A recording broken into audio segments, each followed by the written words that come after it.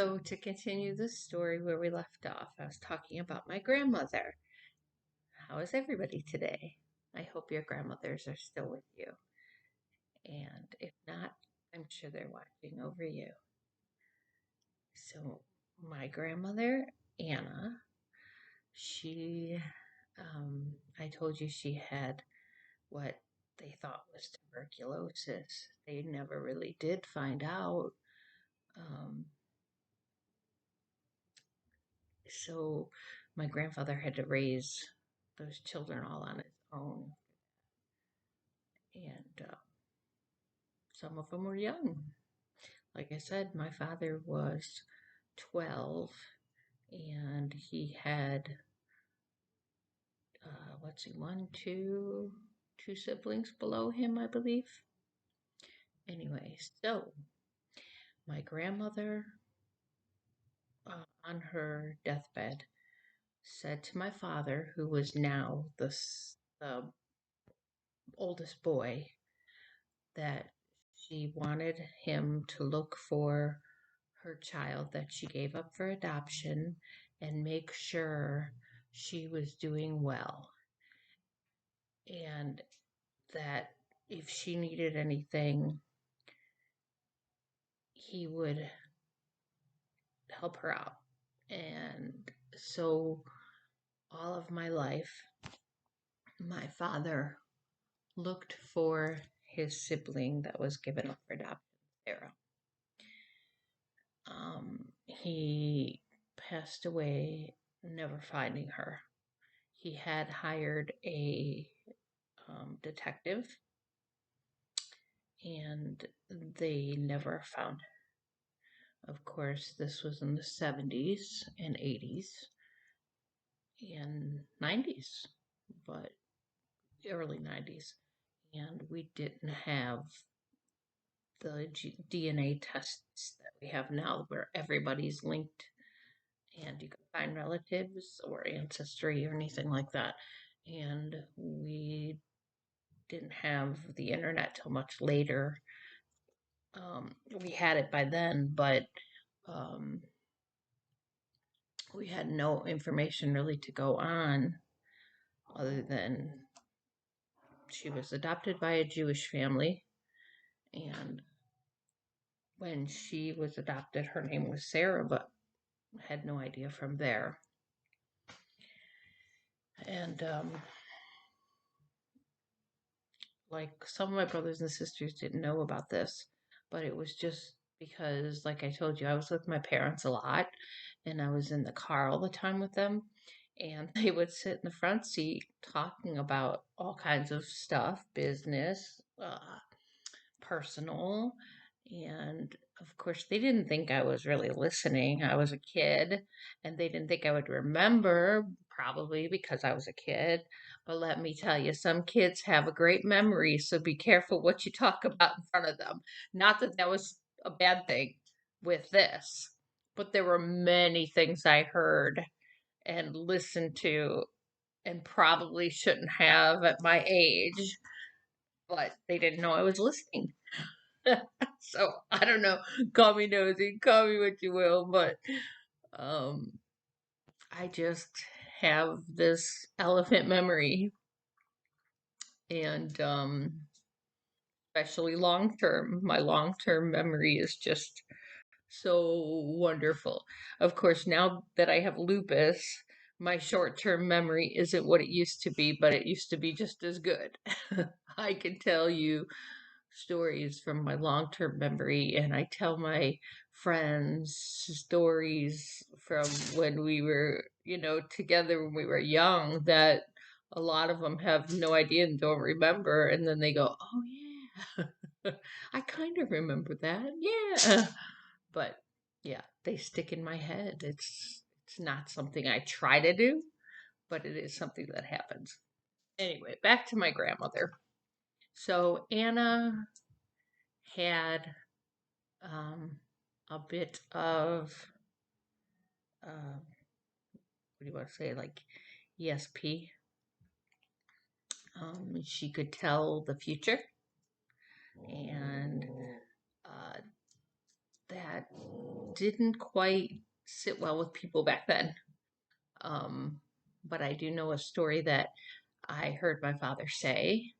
Um, I guess there was a neighbor who she was friends with, and she told the neighbor that something was going to happen to her husband and told her what, and that she should do all she could to protect him. Well, I guess whatever she predicted did happen.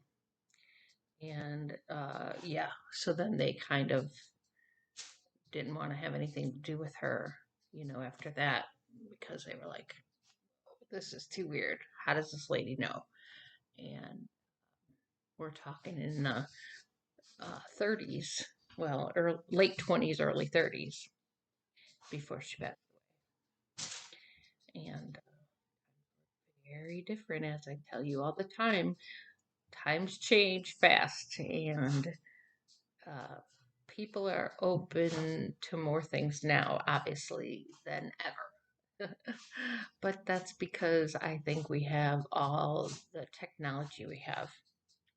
There's ways to find things out, there's ways to do, searching and get information. Anyway, so yeah, she always told people things that necessarily weren't good and sometimes were good, but they didn't want to hear. And sometimes, or after they heard it, they didn't want to hear it, and they didn't believe her.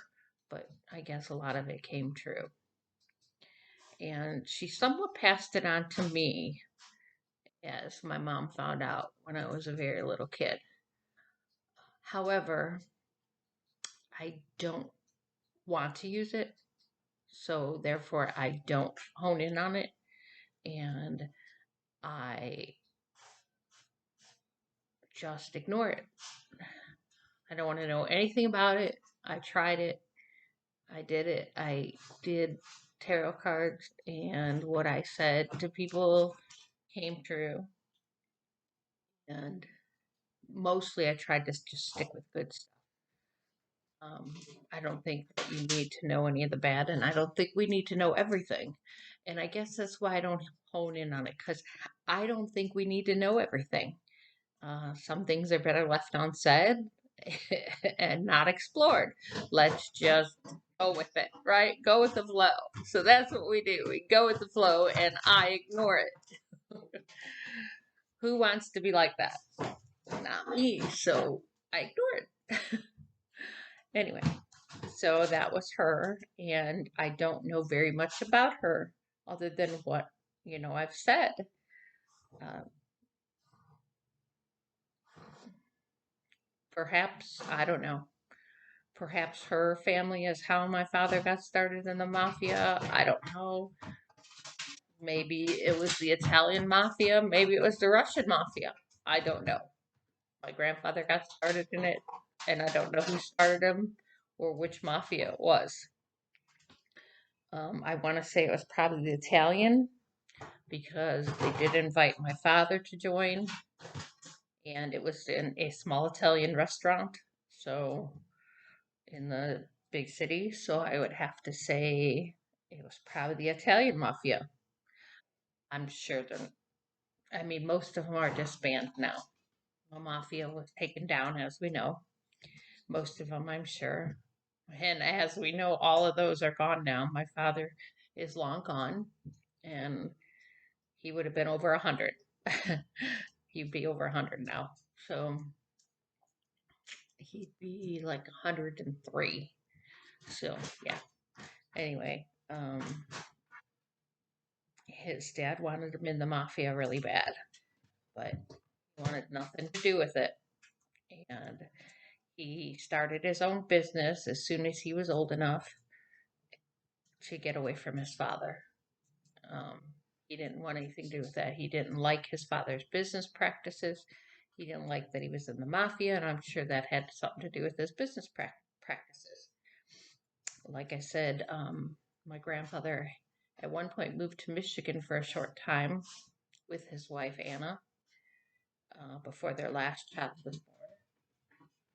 And they weren't there that long, maybe a year or so.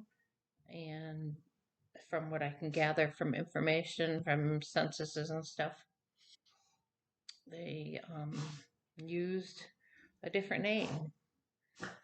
And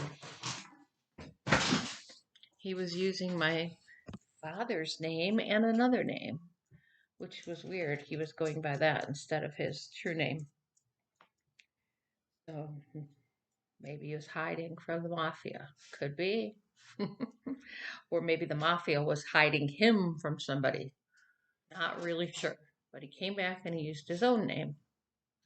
So very strange. And of course, we'll never know.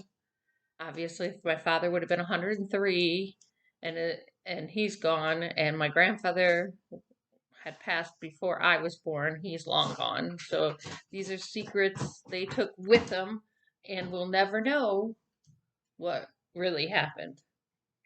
But I can tell you what I know happened with my family now, or like between there before my father was and now. Um, Very interesting stuff. So anyway, we'll leave it there for today, and there'll be more stories. And I'll be back soon. Take care, everybody. Have a great day. Peace.